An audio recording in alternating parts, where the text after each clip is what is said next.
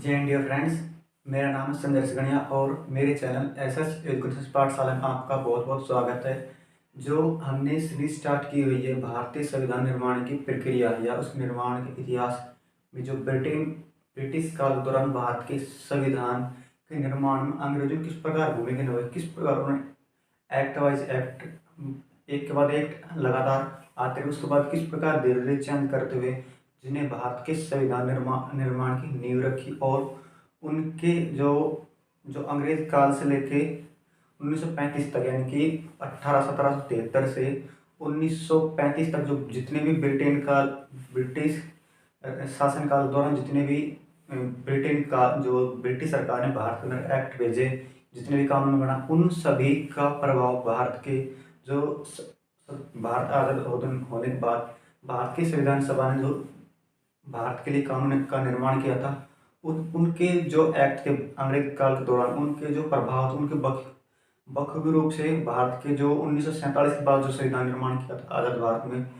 भारत की संविधान सभा में, उसमें उसको महत्वपूर्ण रूप से देखा जा सकता है। जैसे 1935 है, 1935 के अंदर जितने भी एक्ट जो संशोधन किए थे ब्रिटिश सरकार ने, उनमें से काफ़ी ऐसे एट सेम के सेम उनको 1900 जो जब भारत स्वतंत्र भारत के जो संविधान सभा के निर्माता संविधान निर्माण करे तो उनको सेम के सेम उनको अपना लिया था। जैसे कि CAG है, जैसे कि कंट्रोल ऑडिट जर्नल है, ठीक है, महान्यायवादी हो गए, हाई कोर्ट हो गए, इस प्रकार की जो भी ये प्रावधान थे सब ब्रिटेन काल दौरान थे जो आज़ाद भारत के अंदर, उनको भारत ने सेम तरीके से अपना लिया था। ठीक है, तो जो हमने सीरीज स्टार्ट की हुई है स्टेप वाइज हम देख रहे हैं कि सबसे पहले 1773 देखा, उसके अंदर मैंने क्या देखा था कि जो 1773 के अंदर एक्ट आया था, ठीक है, रेगुलेटिंग एक्ट, उसका नाम ही था रेगुलेट करना, यानी कि उसको वो जो ब्रिटिश सरकार ने भेजा था वो स्पेशल था कंपनी के ऊपर, कंपनी को रेगुलेट करने के लिए, कंपनी के जो कायदे कानून उनको रेगुलेट करने के लिए, कंपनी किस प्रकार कार्य करेगी, कंपनी किस प्रकार में कार्य नहीं करेगी, कंपनी के क्या अधिकार होंगे। ठीक है, उसके बाद 1781 में एक्ट ऑफ सेटलमेंट आता है, उसके बाद 1784 में पीट सीड एक्ट आता है, इसके बाद जो इससे पहले वाला वीडियो देखी हमने, उसके बाद आता है 1813 के अंदर चार्टर एक्ट। अब उसके 20 साल बाद 1833 के अंदर आता है, 1833 के बाद एक और एक्ट चार्टर एक्ट आता है। यानी कहने का तात्पर्य है कि कंपनी जो तो ब्रिटिश सरकार थी हर 20 साल बाद भारत में सुधार के लिए एक्ट बना के भेज रही थी, हर 20 साल के बाद 1773 के अंदर आता है। फिर उसके अंदर जो कुछ उस बीच में 1781 1784 के अंदर जो सुधार हुए थे वो काफ़ी यानी कि छोटे छोटे सुधार थे। उसके बाद 1793 के अंदर आता है 20 साल बाद, 93 के बाद 1813 के अंदर आता है, उसके 20 साल बाद, उसके 20 साल बाद 1833 के अंदर आता है। ठीक है, यानी कि हर 20 साल बाद ब्रिटिश सरकार कुछ अपडेट करके भारत में कानून या अधिनियम को भेजती है। ठीक है, तो सबसे पहले अब हम देखते हैं कि जो 1833 का चार्टर एक्ट आता है उसके अंदर ब्रिटिश सरकार ने क्या सुधार किए। ठीक है, 1813 का इससे पहला वीडियो हम देख चुके हैं और अब हम देख रहे हैं 1833 का।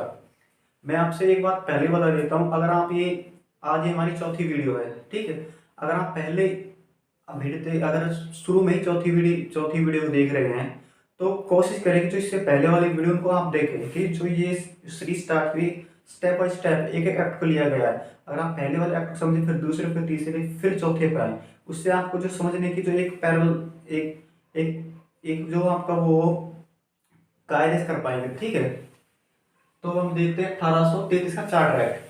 ये एक्ट बेसिक रूप से भारत में जो कानून निर्माण के कार्य को स्पष्ट करता था, यानी कि इसके अंदर ब्रिटिश सरकार के जो कानून निर्माण की प्रक्रिया शुरू होती है उसको हम इस 1833 के चार्टर एक्ट के तहत हम स्पष्ट रूप से देख सकते हैं।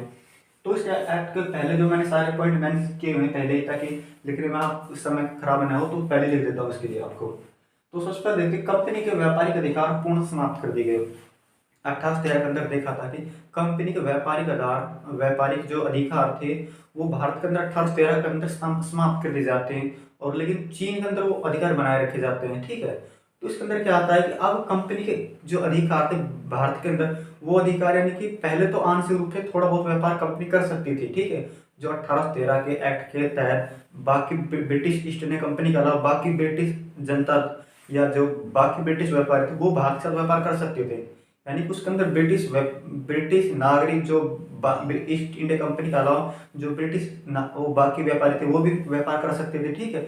लेकिन अब यहाँ पे क्या किया क्या किया गया है 1833 के अंदर किया कि कंपनी के जो व्यापारिक अधिकार थे, यानी कि जो वो कंपनी भारत के अंदर व्यापार कर रही थी, ईस्ट इंडिया कंपनी का मुख्य उद्देश्य भारत में आने का व्यापार करना ही था।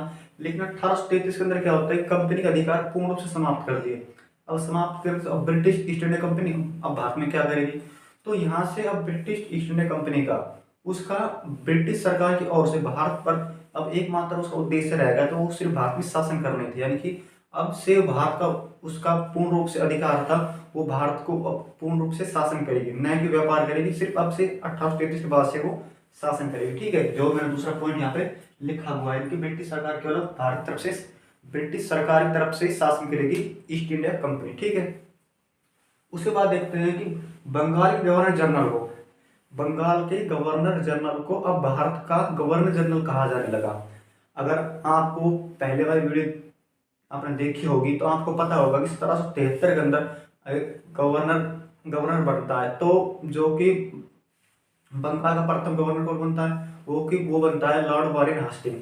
तो 1773 के अंदर भारत का गवर्नर जनरल कौन बनता है, वो बनता है विलियम बेंटिंग। 1833 के अंदर बनता है, यहाँ पे लिख देता हूं मैं, विलियम बेंटिंग, ठीक है। और 1873 के अंदर कौन गवर्नर होता है, वो होता है वॉरेन हेस्टिंग, ठीक है, वॉरेन हेस्टिंग्स, ठीक है। अब उसके बाद देखते हैं कि इसके बाद अन्य क्या सुधार किए गए। इसको यहाँ पर मैं मिटा देता हूँ, आपको कंफ्यूजन नहीं होगी, ठीक है। आप इसको ध्यान रख ले, विलियम बेंटिंग, ठीक है। तो उसके बाद अगला पॉइंट क्या होता है कि अब गवर्नर जनरल को सभी नागरिकों का सैन्य शक्ति दी गई। यानी इसका तात्पर्य क्या है कि जो गवर्नर जनरल था, जो भारत का, जो अब से भारत गवर्नर जनरल, वो संपूर्ण भारत का गवर्नर जनरल कहा जाने लगा था। अब उसको सैन्य शक्ति और नागरिक शक्ति पूर्ण रूप से अधिकार दिए गए। इसका तात्पर्य क्या हुआ कि आप वर्तमान समय में देख सकते हैं कि जो भारत की तीनों सेनाएं होते हैं उनका सर्वोच्च अधिकारी होता है वो राष्ट्रपति होता है। तो आप ऐसे समझ सकते हो उस समय जो गवर्नर जनरल के पास थी, तीनों सेना उसके अंडर में थी, उसी के कहने पर कोई कार्य करेंगे, ठीक है। और जो नागरिक संबंधी अधिकार थे, नागरिक अधिकार यानी कि नागरिकों से संबंधित किसी भी प्रकार के कानून बनाने, किसी प्रकार के कानून चेंज करना, वो पूर्ण रूप से गवर्नर जनरल को दे दिया गया था, ठीक है। क्लियर यहाँ पे बात आपको। उसके बाद होता है कि गवर्नर जनरल की परिषद को संपूर्ण देश के लिए एक बजट तैयार करने को कहा गया। यानी कि यहाँ से प्रथम बार 1833 के अंदर गवर्नर जनरल की परिषद को कहा गया आप संपूर्ण भारत के लिए जो ब्रिटिश ईस्ट इंडिया कंपनी का अधीन क्षेत्र है, उसके संपूर्ण ब्रिटिश ईस्ट इंडिया कंपनी का अधीन क्षेत्र के लिए एक ही क्या नाम, जो कि वो बजट तैयार किया जाए, ठीक, एक ही बजट होना चाहिए। इसके अंदर अगर आपको पता होगा तो 1773 के अंदर रेगुलेटिंग एक्ट आता, उस समय गवर्नर जनरल की परिषद के अंदर 4 सदस्य होते हैं, ठीक है। लेकिन जब 1784 के अंदर ईस्ट इंडिया एक्ट आता, उसके बाद गवर्नर जनरल की जो परिषद होती है उसके अंदर 4 सदस्यों को हटाकर 3 कर दिए जाते हैं, ठीक है। अब इसके अंदर क्या होता है, सदस्य तो 3 ही रहते हैं, लेकिन एक सदस्य चौथा कौन से जुड़ता है, वो जुड़ता है एक सदस्य और ऐड हो, वो होता है विधि अधिकारी, ठीक है, विधि अधिकारी, वो विधि अधिकारी होता है। लेकिन ये जो ऐड होता है सदस्य, ये गवर्नर जनरल की परिषद का सदस्य नहीं माना जाता। सदस्य माने जाएंगे 3, एक गवर्नर जनरल 4। ये सिर्फ एक सलाहकार सदस्य था। ये सलाहकार सदस्य किस आधार पर शामिल किया गया था परिषद में, यानी कि विधि अधिकारी, यानी कि कानून संबंधी जो सलाह देगा वो देगा विधि अधिकारी, ठीक है। और गवर्नर जनरल के परिषद को संपूर्ण देश के लिए बजट तैयार करने को कहा गया। और इसके अंदर जो एक सदस्य ऐड हुआ था विधि अधिकारी के तौर पर, उसका नाम था लॉर्ड मैकाले, ठीक है, यानी कि लॉर्ड मैकाले, इसका पूर्ण नाम लिख ले, लॉर्ड मैकाले था, ठीक है। अब उसके बाद अगला पॉइंट क्या है कि भारतीय कानूनों का वर्गीकरण किया गया। अब इसका तात्पर्य यहाँ पे क्या है कि भारतीय कानून का वर्गीकरण इस प्रकार किया गया कि जो भी हिंदू व्यक्ति है उसको हिंदू कानून के या नियम के अनुसार, रेगुलेशन के अनुसार, उसको अगर वो कोई गुनाह करता तो उसके हिसाब से सजा दी जाएगी। अगर कोई मुस्लिम व्यक्ति है तो मुस्लिम कानून अनुसार तो सजा दी जाएगी। अगर कोई ईसाई है तो उसके धर्म के अनुसार, अगर सिख है तो वो उसके कानून या नियम के अनुसार उसको सजा दी जाएगी। इस प्रकार के कानूनों का वर्गीकरण किया गया। उसके बाद प्रथम बार भारत में यानी कि 1773 से लेकर अभी तक इस प्रकार के कोई प्रयास नहीं किए गए थे। इस एक्ट के तहत प्रथम बार ये खास बात ये हुई कि भारत में भारत में दास प्रथा गैर कानूनी घोषित किया गया। वह गवर्नर को दास पर गवर्नर को दास प्रथा को खत्म करने के लिए आवश्यक कदम उठाने के लिए कहा गया ब्रिटिश सरकार ने, ठीक है। जो गवर्नर जनरल था उसको प्रथम बार भारत के अंदर जो दास प्रथा थी, जो स्लेवरी थी, उसको खत्म करने के लिए ब्रिटिश सरकार ने जो कि गवर्नर जनरल था उसको निर्देशित किया कि भाई आप जो भारत के अंदर वर्तमान दास प्रथा है, ठीक, उसको खत्म करने का आवश्यक कदम उठाइए। तो इसी को देखते हुए अगर आपने पहले हिस्ट्री पढ़ी होगी या आपने कहीं ना कहीं तो इसको, अगर आप पॉलिटिकल स्टूडेंट है तो आपने जरूर ही सुना होगा। अगर आप किसी गवर्नमेंट एग्जाम की तैयारी कर रहे हो तो आपने पक्का सुना ही होगा।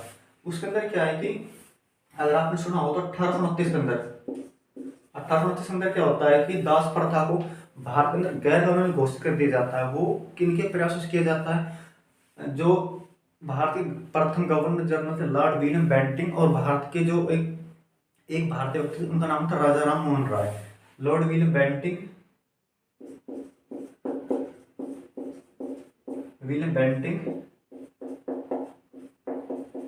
और राजा राम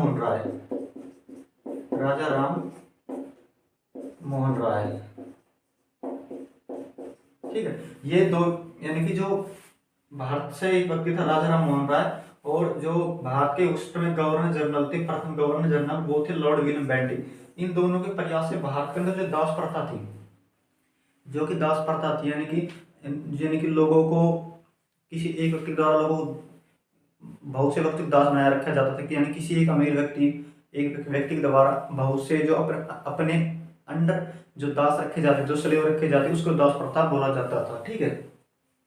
अब जो मैं आपको ये यहाँ पे बात बता रहा हूँ कि इस एक्ट के तहत प्रथम बार भारत में दास प्रथा को खत्म करने के लिए महत्वपूर्ण कदम उठाए गए तो ये आपको शायद लाइन बहुत सिंपल लग रही होगी, लेकिन ये बहुत बार एग्जाम हो, जो गवर्नमेंट एग्जाम है पॉलिटिकल के जो सब्जेक्ट के अंदर बहुत बार आ चुकी है, ठीक है। चाहे एसएससी जीडी हो, चाहे कोई भी एग्जाम ले लो, अगर और ये जो पॉलिटिकल से नेट की तैयारी कर रहा होगा, अगर वो इस वीडियो को देख रहा होगा तो ये PYQ क्वेश्चन हो चुका है। पहले जो पिछले पेपर हो चुके हैं उनके अंदर पूछा जा चुका है कि किस एक्ट के तहत भारत में दास प्रथा को प्रथम बार गैर कानूनी घोषित किया गया, तो वो 1833 का एक्ट था, ठीक है।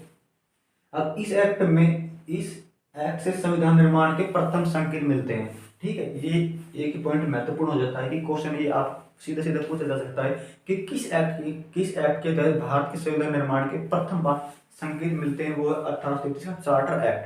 अब आप यहाँ से जो ये लाइन है इसको आप जस्टिफाई कर सकते हो कि महत्वपूर्ण कदम उठाए गए 1800, जो दास प्रथा को खत्म करने के प्रयास किए गए, कानून का वर्गीकरण किया गया, ठीक है। बजट के बारे में चर्चा की गई, ठीक है, और जो संपूर्ण भारत के एक ही बजट होगा इस प्रकार की चर्चा की गई, ठीक है। और जो जैसे कि वर्तमान में राष्ट्रपति अंडर तीनों सेनाएं होती, उसी प्रकार की उसमें गवर्नर जनरल के अंदर जो सेना के पूर्ण अधिकार उसको सौंप दिए गए, यानी कि जो इस प्रकार की जो ये सारे जो पॉइंट मैंने आपको चर्चा की सारे 1833 के चार्टर एक्ट के तहत किए गए थे। एक प्रावधान और किया गया था, वो किया गया था कि जो बम्बई और मद्रास जो प्रांत थे उनके अंदर जो विधि बनाने की जो उनको पास शक्ति दी हुई थी, वो 1833 के अंदर वो सारी शक्तियां गवर्नर उसको छीन ली, और बंगाल के गवर्नर जनरल, या कहने का तात्पर्य 1833 के अंदर जो गवर्नर जनरल होता है भारत का विलियम बेंटिंक, उसको सौंप दी गई थी। एक पॉइंट यहाँ पे आप ऐड कर सकते हैं, एक पॉइंट ये ऐड कर सकते हैं कि जो 1833 के अंदर हुआ था कि प्रथम बार ये कहा गया कि भारत में किसी व्यक्ति को धर्म, नस्ल, जाति, लिंग के आधार पर उसको किसी आधार पर उसको नौकरी करने से या किसी भी प्रकार के साथ भेदभाव नहीं किया जाएगा। लेकिन जो ये कानून कोर्ट ऑफ डायरेक्टर होता है उसने इसका काफी विरोध किया, और जो ये कानून वो उस समय लागू नहीं हो पाता है, ठीक है। तो आप इसका ध्यान रखें, ठीक है। ये क्वेश्चन काफी इंपॉर्टेंट है, आप इसको बहुत अच्छी तरह से ध्यान रखें कि ये क्वेश्चन कई बार एग्जाम में पूछा जा चुका हो सकता है, फिर आने वाले किसी एग्जाम में पूछा जा सकता है, ठीक है। तो ये वीडियो यहाँ पे समाप्त होती है। वीडियो देखने के लिए थैंक यू। मिलते हैं किसी नेक्स्ट वीडियो के साथ। अगर ये आपको वीडियो अच्छे लगे, अगर आपको मेरी वीडियो अच्छे लगे तो प्लीज़ फीडबैक भी कमेंट करके बताएं आपको ये वीडियो कैसी लगी, आप इस वीडियो में किस प्रकार सुधार चाहते हैं। या इसके बाद आप किस टॉपिक संबंधित वीडियो चाहते हैं। तो मिलते हैं किसी नेक्स्ट वीडियो के साथ। तो चैनल को सब्सक्राइब जरूर कर ले ताकि आपको समय पर इस प्रकार की नॉलेज संबंधी वीडियो समय पर मिल जाए। ठीक है, वीडियो देखने के लिए थैंक यू। मिलते हैं किसी नेक्स्ट वीडियो के साथ। Thank you.